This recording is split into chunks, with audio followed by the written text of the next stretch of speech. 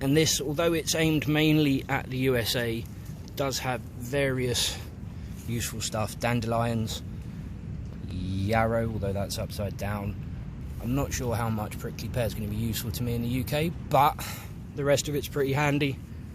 Like your bulrushes, your plantain, your violets, stinging nettles and so on and so forth. What I particularly like about this one is it's got all these different codes which refer to the centre, which is quite a neat little trick. And obviously, because it's a bandana, I can also use it for cleaning my specs and handling hot things, straining nasties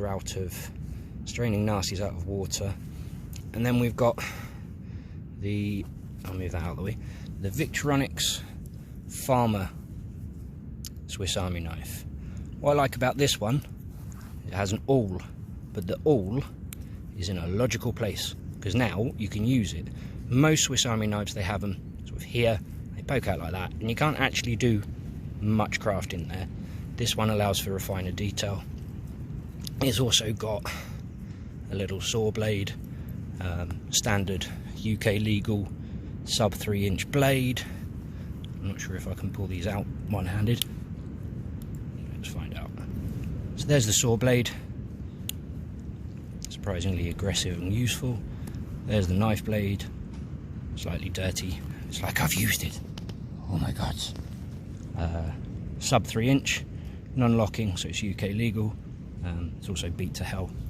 I probably do things with this I shouldn't. And all of that is resting on another bit of Tough Possum kit. This is the Tough Possum multi-purpose survival scarf, which is a bit of a tongue twister. This is Jaybury's interpretation of Moore's survival scarf. If you don't know what the Moore's survival scarf is, go and find someone more knowledgeable, Google it. It's a really useful bit of kit. This is Jay's version of it. It's green on the outside, but on the inside it's a nice bright orange, and it's fully reversible, so you can use that as a signal. I've seen these being used for all sorts of gubbins, pillows, gathering bags. I've not seen anyone use it as a blanket, because it's a bit, as a sleeping bag, because it's a bit thin, like width-wise. However, ooh, I bet that makes you all feel funny. However, it's a really good bit of kit. So there we go. That's it really, folks.